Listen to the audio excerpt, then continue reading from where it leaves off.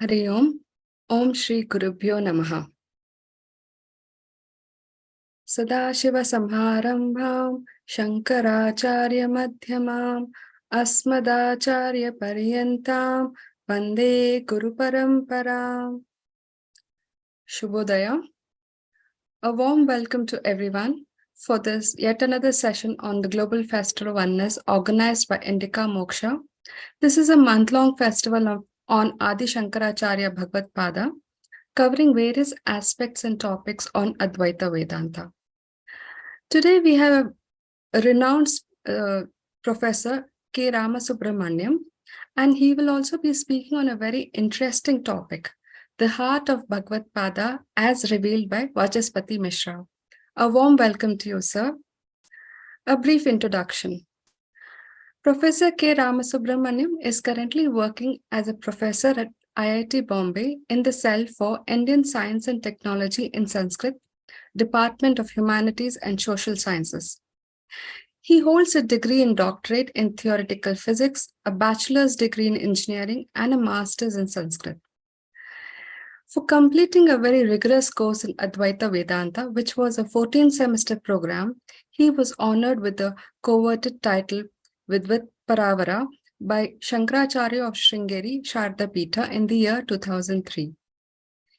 He is also the author who prepares the detailed explanatory notes on the celebrated works of Ganita Yukti Bhasha, that is Rationals in Mathematical Astronomy, and Tarka Sangraha, which brings out the seminal contribution of the Kerala School of Astronomers and Mathematicians in the field of mathematics and astronomy. Besides this, he has edited other works in Indian astronomy and mathematics, and as well as authored several research papers both individually and jointly with others.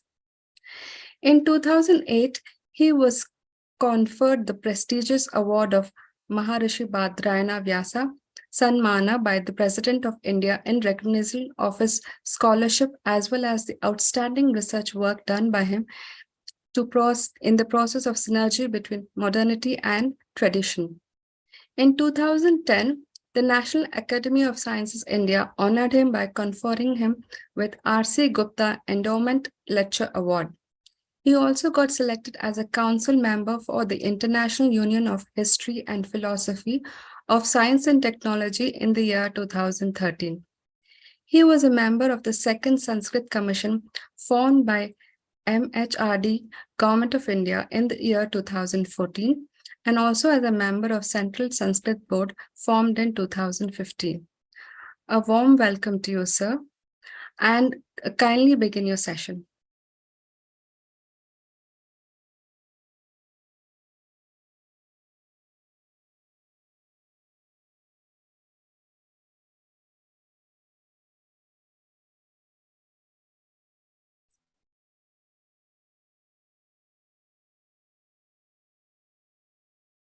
Okay.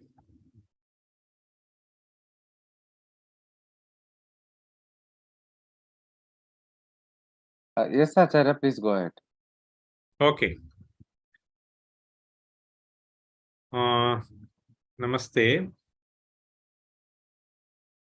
Let me begin with a couple of verses in praise of our Acharyas. Sadashiva Samarambham Shankaracharya Madhyamam Asmadacharya Paryantam Vande Guru-Parampara.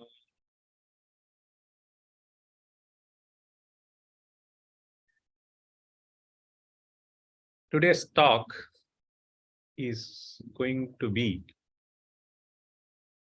on the introduction to Brahma Sutra, which has been written by Bhagavatpada Acharya. The introduction is generally called as Adhyasa Bhashya.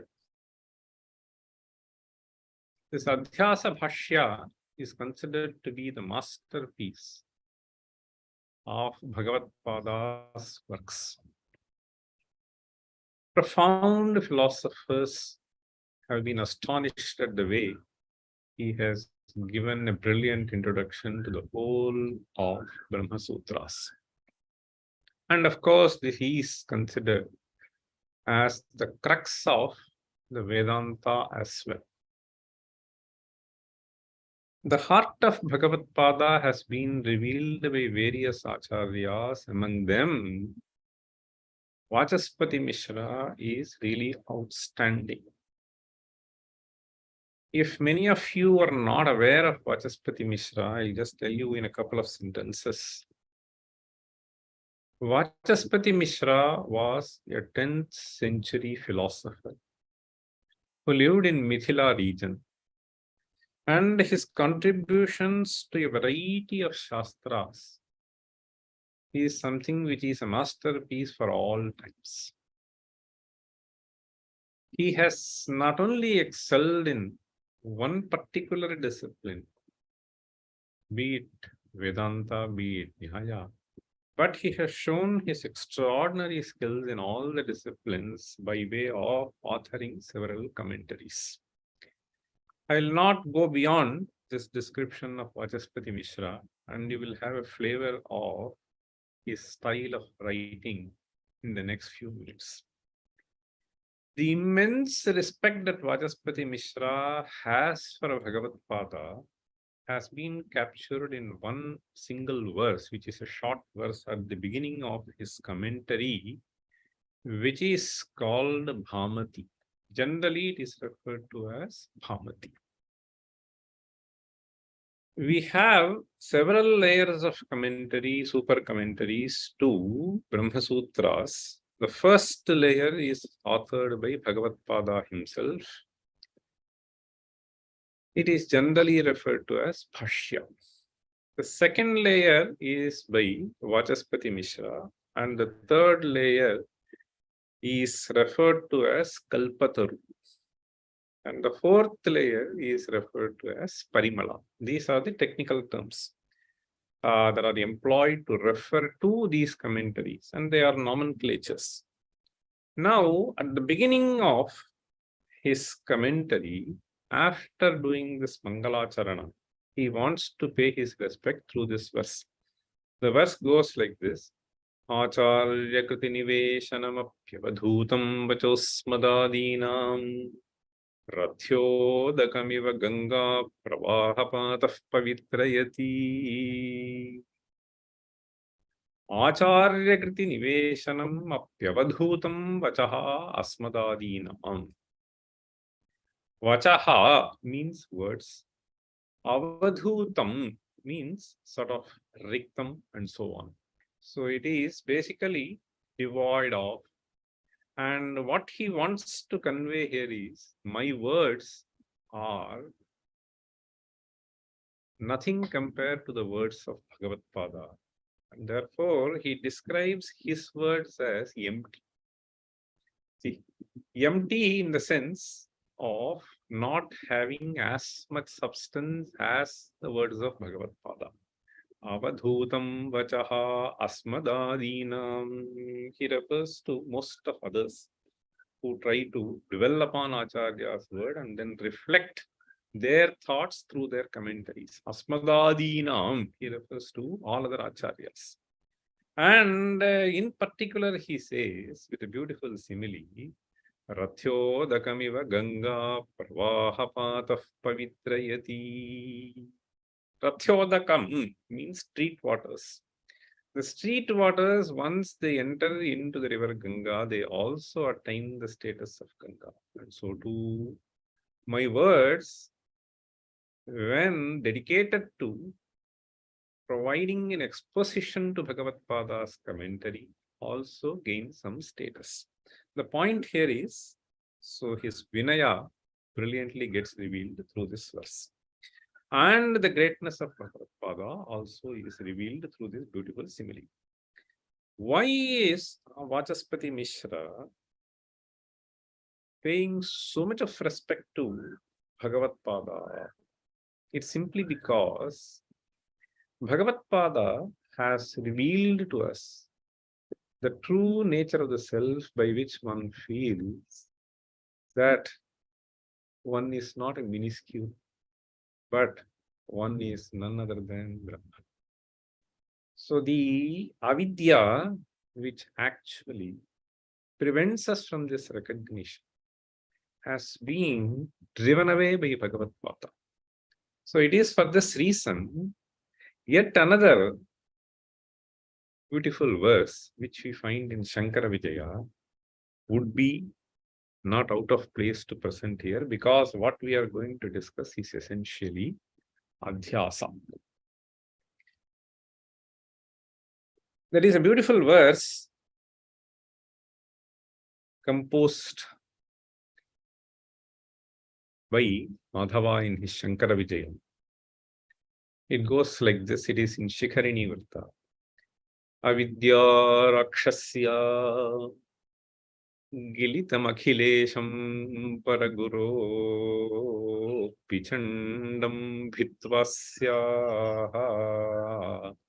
sarabhasamamushmadudahara Vritam pashyan raksho yuvatibhiramushya priyatamam hanuhuma loketyaha Tavatu kiyati syan mahitata. What is the greatest contribution of Bhagavatpada? He was able to bring out this Rakshasi in the form of avidya. Avidya Rakshasya. So this avidya Rakshasi, what did she do? He smashed this avidya Rakshasi. Avidya Rakshasi swallowed Gilitam. Whom did she swallow? She swallowed the true nature of the self and projected to us the false nature of the self. Gilitam Akhilesham. The true nature of self is consciousness. Nityashuddha Buddha Mukta Svabhava. And that particular aspect has been completely shielded by her. And figuratively it is said as Gilitam Akhilesham. This Akhilesha is the true nature of the Atma. So Akhilesham Paraguru. Paraguru here refers to Bhagavatpada. This Avidya Rakshasi came and swallowed this Atman. Okay. Akhilesham Gilitam. And Pichandam Bhitvasya. Pichandam means Udaram. So Bhagavatpada tried to extract that Paramesha, which is the true nature of Atman. So he has extracted the Paramesha which was swallowed by this avidya. Amushmat Udaharaha. Now the poet says, for helping Rama get back Sita, who was simply surrounded by Rakshasis, Hanuman has become Lokedyaha. He is praised throughout the Loka. Hanuman Lokedyaha. So Hanuman Lokedyaha. Lokedyaha means he is praised throughout the world. And what to speak of the greatness of Bhagavatpada, who had to really bring out this Akhilesha from the stomach of this Avidya Rakshasi. See, for simply bringing out Sita, who was surrounded by Rakshasis, Hanuman is praised. And what to speak of the glory of Bhagavatpada. See, Kiyati Syan Mahitata. So that is the greatest contribution of Bhagavatpada, bringing out the fact that so you have been gobbled up by avidya. So that is what is the sum and substance of the Upodghata Bhashya also, which is referred to as Adhyasa Bhashya. Let me start with the words of Bhagavatpada. The first opening sentence goes like this. Yushmadasmat pratyego Vishaya Vishayinoho Tamah Prakashavad Viruddha Svabhavayoho Itaretara Bhavanupapatto Siddhayam तद्धर्माणामपि सुतराम् इतरेतर भावानुपपत्तिः इत्यतः अस्मत्प्रत्यये गोचरे विषयिनी चिदात्मके युष्मत्प्रत्यये गोचरस्य विषयस्य तद्धर्माणाञ्च अध्यासः तद्विपर्ययेण विषयिणः तद्धर्माणाञ्च विषये अध्यासः मिथ्येति भवितुं युक्तम् तथापि अन्योन्यस्मिन्नन्योन्यात्मकतामन्योन्यधर्मांश्च अध्यस्य इतरेतर अविवेकेन अत्यन्तविविक्तयोः धर्मधर्मिणोः मिथ्याज्ञाननिमित्तः सत्यानते मिथुनीकृत्य अहमिदं ममेदमिति नैसर्गिकोऽयं लोकव्यवहारः. So we'll be covering only this. I just chanted for about a minute. But this has been elaborated by various acharyas in hundreds of pages. Literally hundreds of pages. Here, mithyeti bhavitum yuktam tathapi. So that is where the break is. There are only two sentences essentially which I uttered. The adhyasa means superimposition.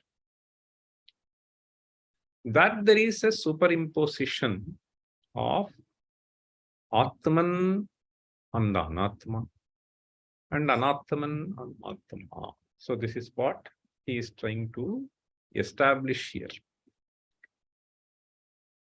This actually forms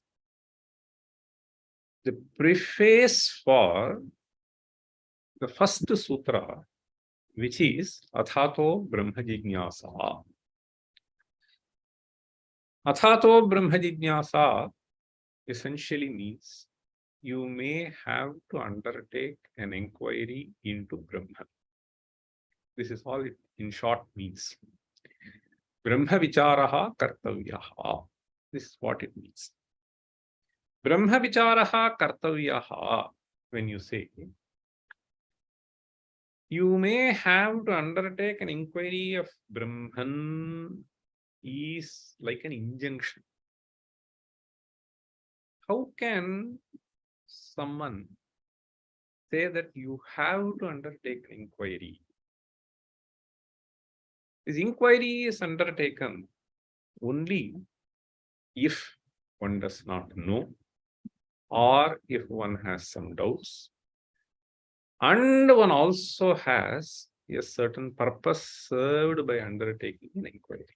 Nobody can force someone to study something unless that person has a jignasa or that person finds a certain purpose served by study. Otherwise, nobody is going to do this. So any amount of injunction is not going to help. Now, Bhagavatpada tries to convince us by saying that this is something which is worthy of undertaking because there is mistaken notion upon the nature of the self. We understand the self to be limited from a variety of viewpoints, but Shastra tells us that the self is unlimited. So it is completely unlimited in all respects.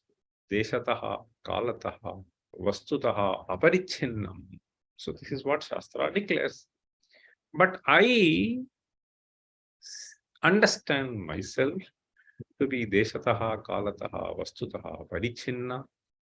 Not only that, Shastra tells us that this Atman is Sukhaswarupa, whereas I understand myself to be a Dukharupa. So there is a certain contradiction between what Shastra says and what I experience myself to be.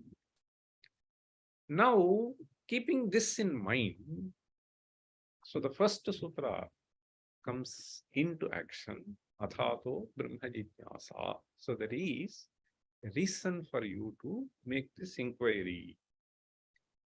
Now, this Vichara Kartavyaha. So Vichara is possible, as I was mentioning, when there is a certain Sandeha or Viparyasa or Prayojana. what Bhamatikara does is to pull out this sentence, first sentence, and a particular phrase in that sentence, and then provides a beautiful introduction to why Bhagavatpada has started this discussion in an elaborate manner. Those who are familiar with this first sentence, so will recognize the phrase Itaretara bhava anupapatti. Itaretara bhavaha means one understood as other. Itaretharatvam, itarasya itara bhavaha. To give an example, if Rama and Krishna were brothers and both of them have similar looks, so you mistake Krishna to be Rama, now it is itaretara bhava. So itarasya itarasmin darshanam. So you see someone as someone else. So this itaretara bhava of what? Itaretara bhava of what? So here I see myself to be a limited person, whereas Shastra tells that you are limited. When I say I, this is what we call as aham pratyaya vishayaha. In terms of the Shastric terminology, aham pratyaya vishaya means the object of the notion of I that you have. Everyone has this notion of I. And the notion of I that I have is obviously limited because it is a parichinna. This paricheda is for Atman or is it for Sharira? Sharira is obviously parichinna. The capacity of buddhi is obviously parichinna. The lifetime of the Sharira and the consciousness associated with that is parichinna. But the true nature of self is that conscious being which is different from the Sharira. Do I recognize myself to be different from the Sharira or not?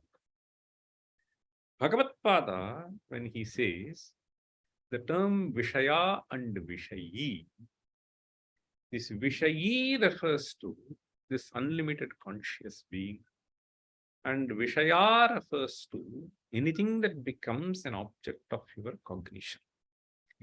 Now, the Sharira is an object of your cognition, and Vishayi is the subject which is able to have that cognition. Now, this Vishaya Vishayinoho is the opening sentence. Yushmadasmat Pratyaya Gocharayoho Vishaya Vishayinoho. And this Vishaya Vishayinoho has been expounded through a certain simile. Tamah Prakashavad Viruddha Svabhavayo. So this Tamah Prakashavad, Tamaha means darkness, Prakasha means light. So the darkness and light cannot reside together.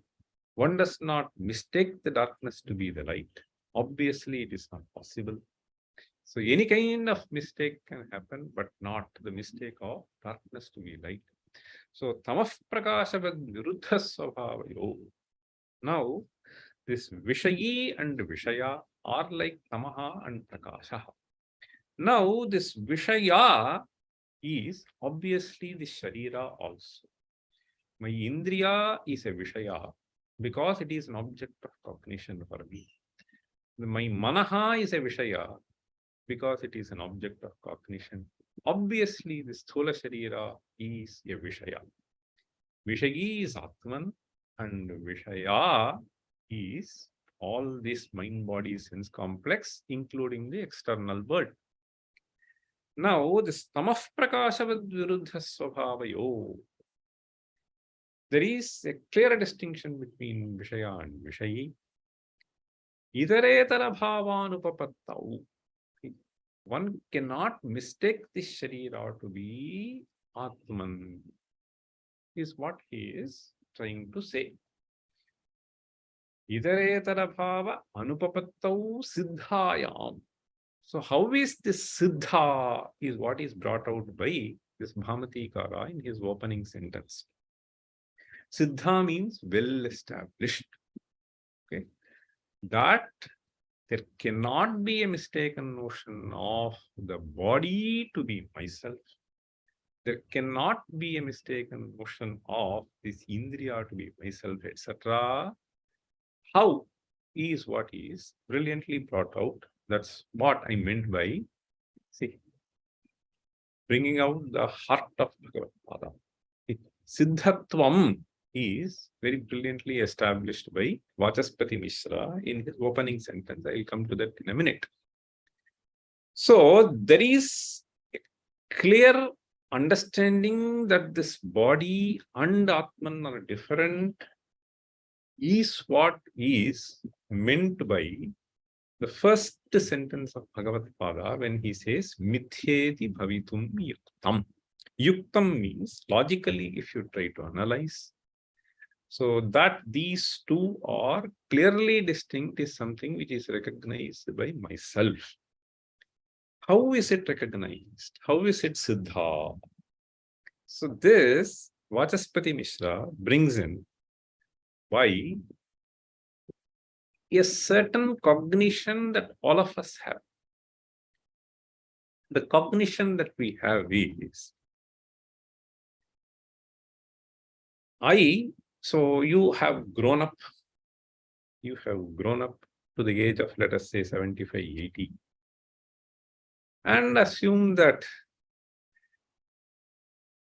those days were days where people get married much early, and you have a healthy living also. This is about 10 centuries before, 11 centuries before. So the sentence that is brought out by Vacaspati Misra is, Yoham balye pitaram manbhavam soham idanim pranaptrin anubhavami. This is what he says. Balye pitaram anubhavam means the one who was enjoying the hugs of my father. Balye refers to when you were a shishu. Your father would have taken up and hugged you, kissed you, etc., etc. So that would have given you some form of comfort as you are a loved one. Yoham balye pitaram anbhavam. He would have put you in lap and then made you sleep. So this is what is meant by anvabhavam. So the one who was experiencing the love and affection of one's own parents. Soham idanim pranaptrin anubhavami. So now I am enjoying the great-grandson of me, is what he is saying. Now, in this sentence, aham is something which is anusyuta. Yoham anvabhavam. By aham, you refer to the Vishayi. And same aham is employed by you to refer to the one who is experiencing the touches, the words, the hugs of one's own great-grandson. The Sharira is obviously different. Nahi balasthavira shatirayoho asti pratyabhijnana gandhaha managapi pratyabhijnana gandhaha. When your grandfather was enjoying you, when your father was enjoying you, lifting you up and down, you were hardly 5 kgs to 10 kgs, or maybe at most 15 kgs. That itself will be very difficult to lift. Now you are 75 kgs or 85 kgs, 95. Is there any connection between that Sharira and this Sharira? Then you would have been pulling up your legs 20 times in a minute. Now you cannot even do with the help of somebody else. So where is the Gandha?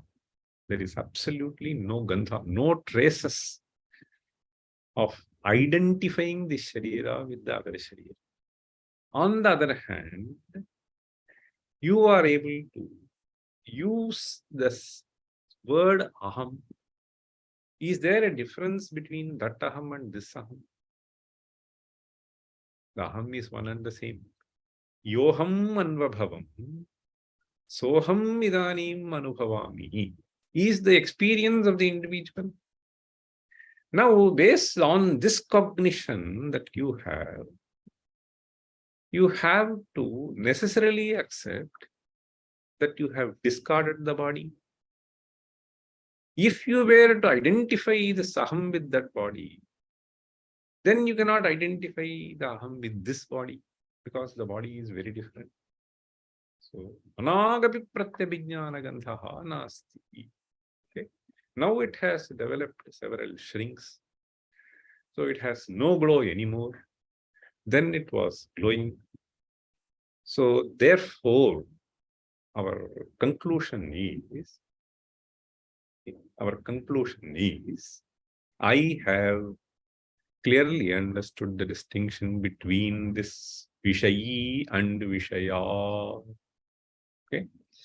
So there is a Bheda, Tamah Prakashavad Viruddha Svabhava. That Vishayi is continuously changing. Vishaya has not. See, Vishaya has completely changed, whereas Vishayi is unchanging. Now he says, with another beautiful simile, this example that is provided by him is Vyabhichara. So Vyabhicharita. Okay. So there is something which is continuously changing and unchanging. So the words are, I'll just come back to the words. See.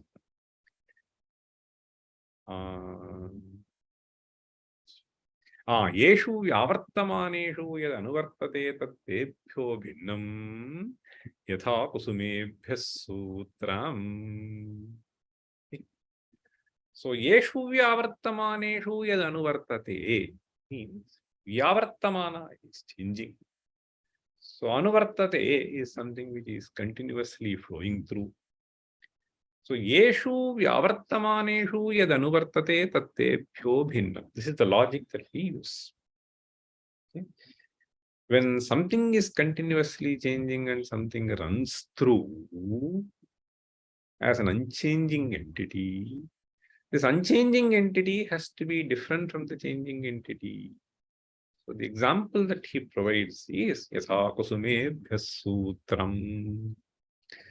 So most of us would have seen the flowers being strung through a thread. Now the flowers are changing. You can have different flowers strung by the same thread. You can have different varieties of flowers. Obviously, the flowers have to be different. Even if it is just in one variety, the flowers, each flower is different from the other flower.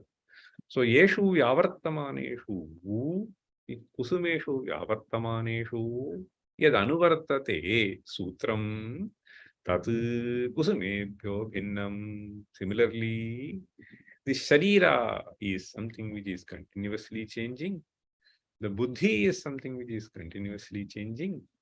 The indriyas had a different kind of capacity at one point of time, and they do have a different kind of capacity now. So all these are changing.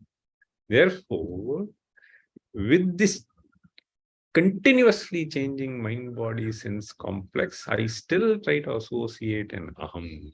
And this aham obviously has to be different. So this is what is meant by idare tarabhavanupavattau siddhayam. Now the next point is tadharmanam api sutaram idare tarabhavanupavatti. Sometimes we may understand the entity to be different, but the dharma can be one and the same. Dharma can be one and the same. So here Vacaspati Misra brings in the example of this Phatika and the Kusuma. Now assume that you have just some flower, hibiscus, okay? That is what is red Kusuma, red. This hibiscus flower, so he is in the background, and in front of it you have this Phatika, a transparent substance. Now you see the Spatika to be having the color of the hibiscus. I cannot see different. Okay. Now you know that the two entities are different, but the property of the entity exhibiting a certain color seems to be one and the same. So this is what is meant by dharmanam. The dharma of the kusuma is raktima. So the dharma of the spatika is also seen to be raktima. So in the background of that. So therefore, one feels that it is like, so in an auditorium, you use different kinds of films to present different kinds of colors on the stage. The light is one and the same. As long as that film is there, you cannot see the light to be different. If I have used a yellow film, the light will be yellow only. If I use the red film, it will be red, it will be blue. If I use a blue film, I know that light is different, having to do with its own wavelength, etc.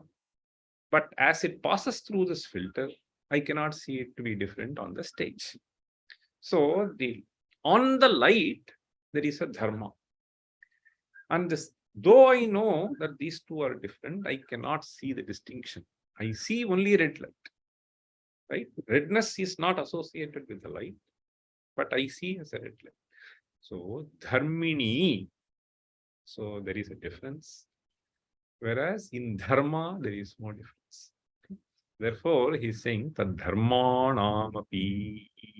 Now, there is a possibility of, without dharmyadhyasa, there is a possibility of dharmadhyasa.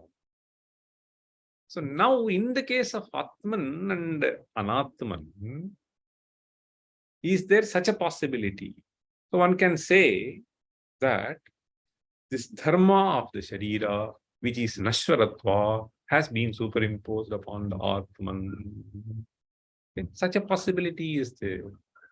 For that, he is saying, this kind of adhyasa, of dharmadhyasa, which is generally called as, technically called as sopadhika adhyasa, is not possible with reference to the Atman and Anatman, simply because this dharmadhyasa, you have to see the entities to be completely different. This is different from that. Now, do you see this Atman different from the Sharira residing elsewhere? There has to be two dravyas. Two dravyas have to be there, each having different properties, but one property has been subsumed by the other property. There is possibility of dharmadhyasa. In the case of Atman and Anatman, you cannot see him to be different from this mind-body sense complex, and therefore that possibility is also not there. This is conveyed by Sutaram itaredara bhavanupapattihi in the Bhagavadpada's Bhashya. It is all the more difficult to think of adhyasa of Vishaya and Vishayi. Okay, dharma dharminoho. Now, this is what is once again explained by these examples by Vacaspati Misra. He brilliantly brings out. So, mabhud dharminaha adhyasaha dharmananto adhyaso bhavitum arhati. Okay. Then he says that is also not possible. So, this is conveyed by Sutaram itaretara bhavanupapatti. Therefore, ityataha अस्मत् प्रत्यय गोचरे विषयिणी चिदात्मके युष्मत् प्रत्यय गोचरस्य विषयस्य तद्धर्माणाञ्च अध्यासः मिथ्येति भवितुं युक्तम्. This मिथ्येति भवितुं युक्तम्. Okay. Mityeti bhavitum yuktam. The word mithya has been nicely explained by Vacaspati Misra with a certain tika. He says, mithya shabdaha apanhava vachanaha. Apanhava vachanaha. So the word apanhutihi is a common word, and there is an alankara also in Sahitya Shastra called Apanhutya Alankara. So, Apanhavaha means you basically have something is concealed. You know that it is there, but it is not there, is what you say. Okay. So here we have to understand. In fact, the Shabdataha Apanhavaha is possible. Arthataha Apanhavaha is also possible. Okay. So it is rejecting, concealing. There are different shades of meaning for this Shabda. Now he is saying the Shabdataha Apanhavaha. See, suppose you say, suppose somebody keeps talking about something, and then you feel like saying all that he talks is nonsense. So for that you will say, Mithyavadi means Mithyabrute. Mithyabrute means they are just lying, so it is just meaningless. So this is Shabdataha Apanhava. So Arthataha Apanhava is also possible. You can sort of conceal. Suppose somebody were to ask you, did this person go here? You might have seen, but that particular instance makes you not to say. So it is like somebody, like a robber. Let us say, you know, you are in that. So he does not harm you, but he wants to harm someone else. So therefore, he may ask whether this fellow went this way. Then you can escape yourself by saying, okay, the one who sees does not know how to say. The one who says does not know how to see. Okay. So you can say, or you can say, I did not notice. Okay. Naham Ashrausham. So there are different ways of doing this Apanhava. Okay. So this is also Arthataha Apanhava. Okay. Shabdataha you don't do. But anyway, so here Mithya Shabdaha Apanhava Vachanaha means Bhagavatpada knows. Bhagavatpada knows that there is an Adhyasa, but he wants to establish it firmly by a certain Nyaya, which is called Sthuna Nikhanana Nyaya. Okay? It is like, so you are erecting a pillar only for it to be firm. But initially, if you look at the process, when you dig a small hole, you erect that stambha into that post will be inserted, and then it will be shaken. Okay? So it is shaken only to make it more strong. Okay? So that the packing becomes more tight. So it is in this sense, Bhagavatpada knows that there is an Adhyasa, but he says, Adhyaso mithyeti bhavitum yuktam. Mithyeti bhavitum yuktam. So this is like Apanhuti. Okay? Sattvepi asatva asatvatvena. See, asatvena apadan. Sattvepi asatvena apadan. So that is what is Apanhava. It nicely brings out. Now, this is one aspect. Okay, this is what is called Shanka Bhashya or Shanka Grantha. Okay, that there is no Adhyasa. Okay, then he brings in the second aspect, which is firmly established. Okay, Adhyasa after Nikhanna, as the Stambha becomes strong. So similarly here, Tathapi, this is what is called Parihara Grantha. So logically, if you see, it may be possible, but you cannot deny this superimposition. Before I explain this in the next 4 or 5 minutes, I want to bring out one more aspect which has been nicely brought out by Bhamatikara. The opening phrase of the Adhyasa Bhashya is Yushmadasmat Pratyaya Gocharayo. The Adhyasa that we are talking about is between the Sharira and Atman, right? Sharirendriya Manaha and Atman. is it referred to as you or is it referred to as this? We always say, this mind is troubling me. Okay? This body is a source of problem for me, etc., etc. We always refer to by this. This in Sanskrit will be idam shabdavachya or etat shabdavachya. So how can Acharya use Yushmatu? So for that, Bhamatikara brings in a beautiful sentence. So he says, Yatha hi ahankara pratiyogi tvankaraha naivamidankaraha yete vayam vime vayam asmaheti bahulam prayoga darshanat. The reason for bringing out this is to clearly point out the distinction that exists between the two. Okay. In fact, he says, Idamaspat pratyegojarayoho iti vaktavye yushmad grahanam atyanta bhedopalakshanartham. This atyanta bheda means there is absolute difference between the two. Okay. So when I say you and me, this and I, so there is a distinction. So when you say you and me, so there is an atyanta bheda which is signified by the word itself. Okay, this and me does not seem to bring in that kind of a distinction. So this is a figurative usage.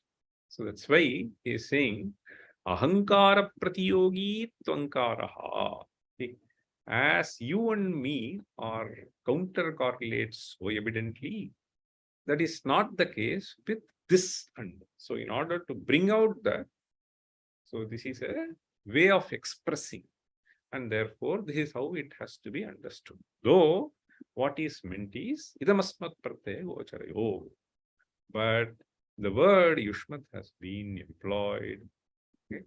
So only to, so suppose you want to say, see, in fact, recently somebody said he was so angry about somebody, okay, that he is senseless. Therefore, he said he is a pig. Okay?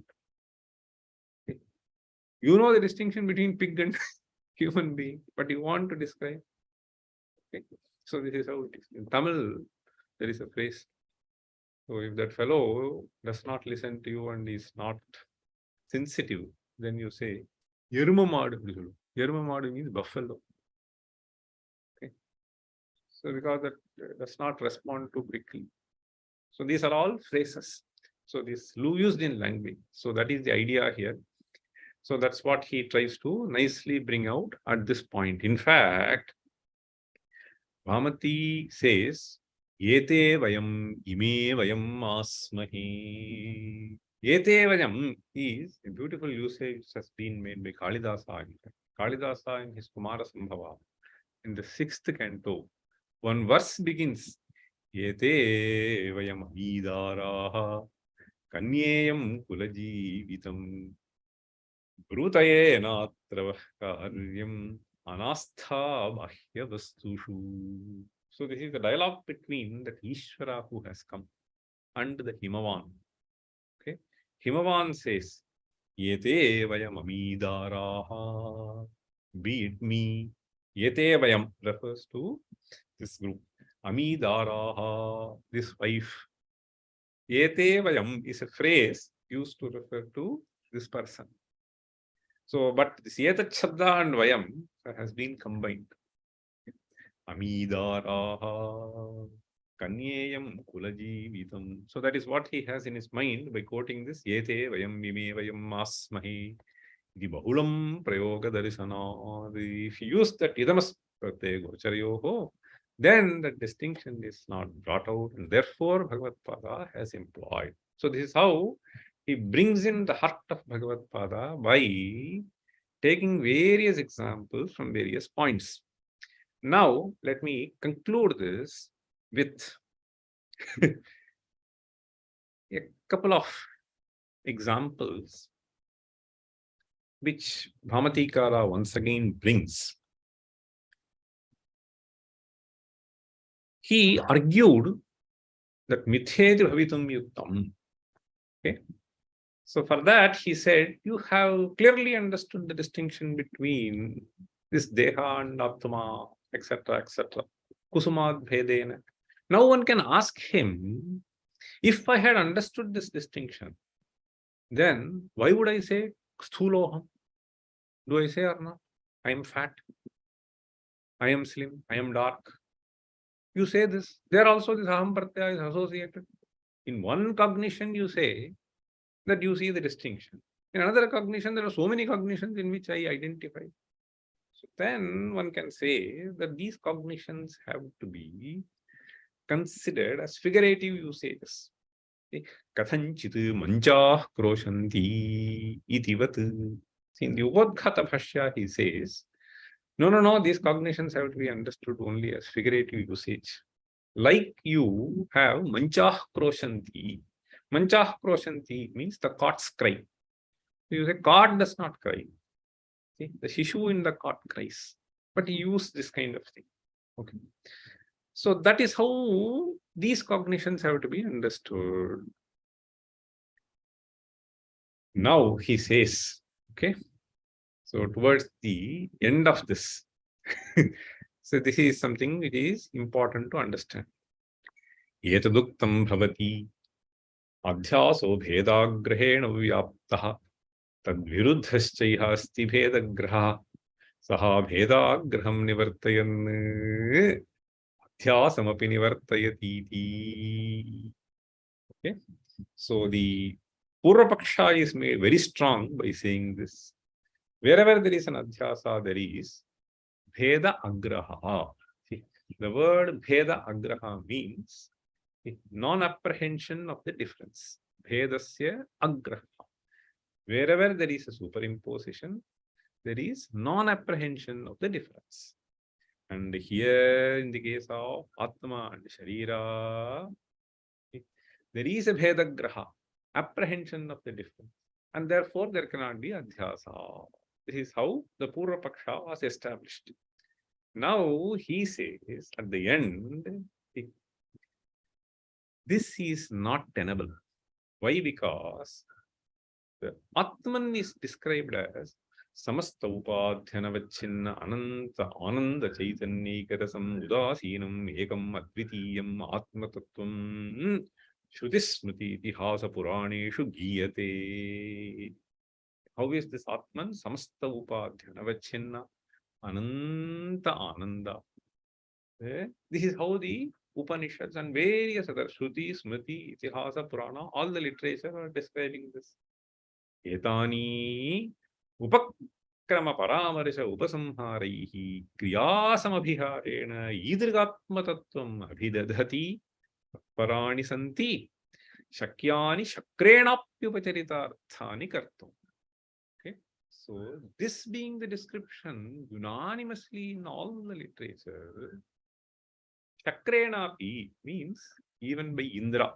Okay, so this cannot be. See, the idea is you should say that the Shastra is Upacharitartha. Shastra which is describing Atman as, okay, Nitya Shuddha Bhukta Svabhava, Sukha Rupa, etc. should be considered as Upacharita because it is against my perception. Now he is saying that this is not possible. Even Shankara cannot come and describe this as figurative usage in the Upanishads.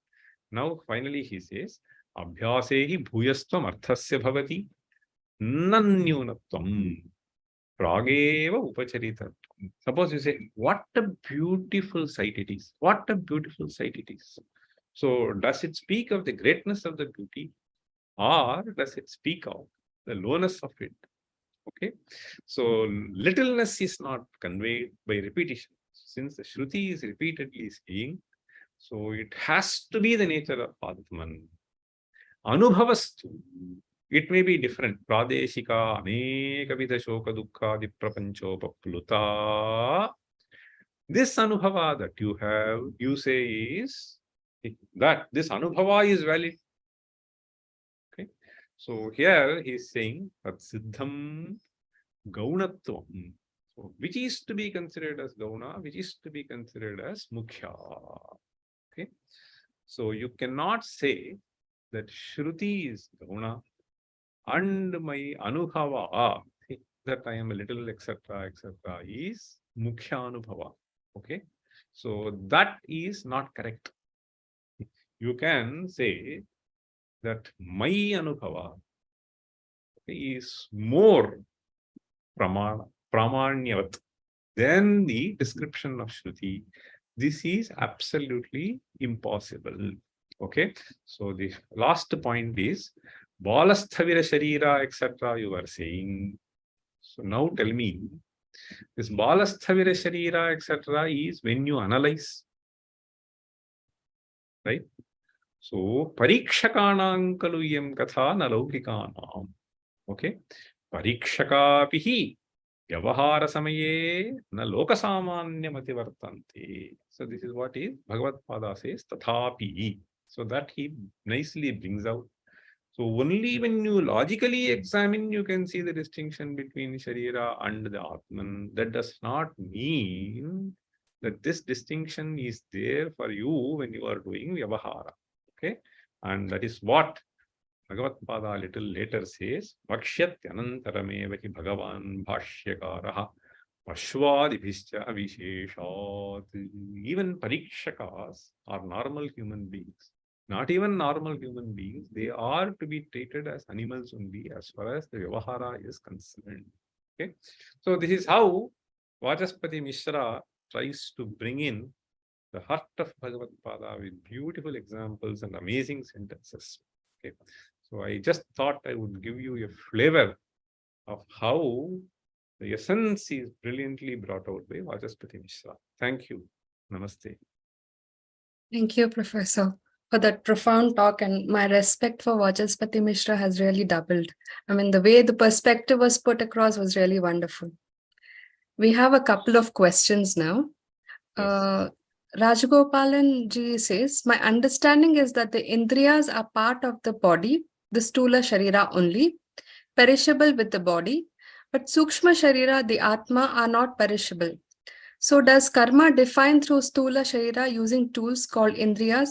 Is it compiling with the Vacaspati Mishra's concepts, or is it different? If different, kindly explain. Okay, Indriya Gola is perishable, but not the Indriya. The Sukshma Sharira includes, okay, so several padarthas. So the Sharira is perishable, but not the Indriya or Mana. So that is Anuvartate Sharirantare. Okay, sure. Thank you. And the next question, mostly probably to the organizers, they're requesting if they can explain, tell them about the books that you're referring to.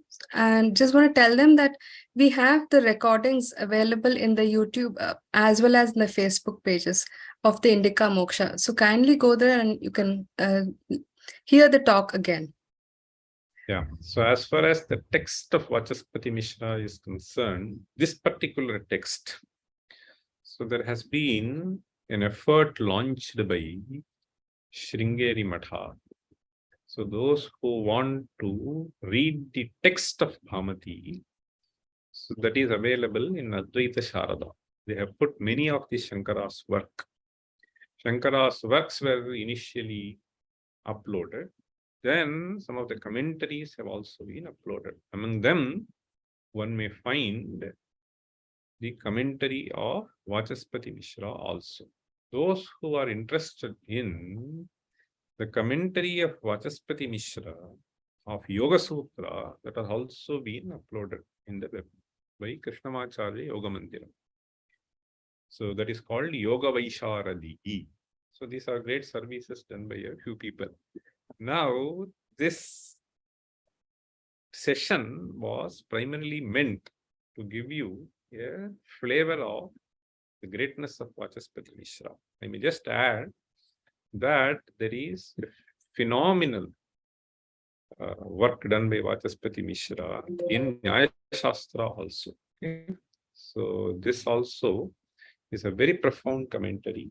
So we have the Nyaya Sutras by Gautama, and that has been glossed by Vatsyayana. And further you have a commentary by Udyotakara. On Udyotakara, there is a brilliant commentary by Vacaspati Mishra. So that way, so he has done remarkable work by authoring superb commentaries. Okay. And by Dr. Megha, we have a question. She's saying, can you please explain the fetal life as a perspective from birth and death and 3 births of humans? What? The question is not very clear, but she's saying, please, Just repeat. please explain the fetal life as a perspective of birth and death, fetal life, the baby, Okay. and the 3 births of human. Yeah. So this is something which is there in Prashnopanishad. So there is a question pertaining to this. What actually is birth? So normally our understanding is when a lump of flesh comes out of the womb, we call it as birth. But according to Shastra, so that is not the way we need to understand, particularly from the viewpoint of Advaita. So this Atman, okay, or one can even think of this Sukshma Sharira. So getting associated with this Thula Sharira is what is birth. And the dissociation of this is what is death. Now, the Sthula Sharira is something which is initially taking its shape in the Purusha Sharira. Then something from the Purusha Sharira gets transmitted into the other Sharira. So therefore, in our Shastras, so we just say that Tadasya Prathaman Janma means when it gets formed in some particular way. Okay, there is a way, I mean, the Shastras have described, but the point is, so this is Prathaman Janma. Then when it gets into the other body, okay, Dvitiyan Janma. And when it comes out of the womb, it is called Tritiyan Janma. Okay. Thank you. And then we have one question from Shubhashi who says, how does a beginner approach Brahma Sutra? Yeah, so there are various commentaries which have been authored by various people, but these commentaries, in fact, there are almost half a dozen commentaries, profound commentaries, independently authored on this Brahma Sutra. Upon what Bhagavadpada has written. The basis is Bhagavadpada. Now, for someone to get introduced to this, on his own, taking a text and reading may not be the great idea. So one has to listen to, see, if one is quite familiar with English, for instance, there may be several lectures by Swami Dayananda Saraswati or some of his disciples. So one should just get used to listening to those talks first. Okay. So then only one can get a flavor of what is being discussed here. In fact, even traditionally, Brahma Sutra is not something which is read at the beginning. So you expose yourself to some of the Prakarana Granthas. So, and then Brahma Sutra being basically a discussion on how to exactly understand the Upanishadic sentences, that is studied after you get exposed to Prakarana Granthas and Upanishads to some extent, and then you take up Brahma Sutra. So they are very short sutras, and having an understanding of Brahma Sutra is something which is not an easy task for anybody to start with. Okay, and therefore I would not even recommend somebody to study Brahma Sutra at the beginning. Okay, or Brahma Sutra Bhashya. If you want to understand Vedanta, start with some Prakarana Granthas, listen to the expositions given by great Acharyas, familiarize yourself with some Upanishads, then go to Brahma Sutra. Yeah, sure. Thank you. And one more question. All these various shariras, are they more intellectual concepts, or can we verify any of these as facts? In fact, many things in science cannot be verified. I can give you a very simple example. If someone is familiar with physics today, so there is a concept of black hole, black energy, black matter, etc. 30 years before, nobody thought about it. So is it a concept or is it something which is a physical reality? So we will not be able to answer, and there is no way by which you can verify. Okay? Now, in a larger framework, what kind of understanding helps us in explaining something which we are facing is what is. In fact, all these things, whether, in fact, whether you want to describe your mother as mother or father as father, or as a lump of flesh, you can describe either way. There is no problem, right? So both descriptions may be valid. So now the question is, what kind of view that you hold will help you is what is very important. In fact, this Dashashloki is na shasta, na shastram, na shishyo, na shiksha, na chatvam, na chaham, na chayam prapanchaha. This is a great declaration. So there is nothing like Shastra, there is nothing like Shasta. Okay. There is nothing like Shishya, there is nothing like Guru. So all these are built by us. So this Guru and Shishya Bhava. Okay. So in fact, if you just look at the entire theoretical framework, in whichever discipline, is a human construct of trying to describe the reality of the world. So as long as you want to understand within the theoretical framework, so there is no question of dismissing. So in fact, one can ask, what is this energy all about? It is a concept which has been created by which you can explain something. Is there something called energy? One can ask. No, there is no energy. You can say only matter. Is there a matter? No, there is no matter. You can only say energy. You can only say that neither of them are there. Right? Okay. Okay. I think due to lack of time, we will not be able to take any more questions, sir. Thank you for patiently answering all those questions. And I request the readers to actually look into all the talks that we are hosting on Indica Moksha for this festival. So you'll get a flavor of all the different topics available in Advaita Vedanta and all the different gurus and swamis and professors and vidwans who are in this field. So you can connect with all of them and to gain your knowledge. That is my request. And another thing is, so see you all again in the evening session today at 7 p.m. And the topic is spiritual sadhana based on Bhagavad Gita by Gokul Muthu Narayan Swami. Thank you all once again. Thank you, sir. Okay, thank you. Namaste. Thank you, Acharya. See you, Nitin.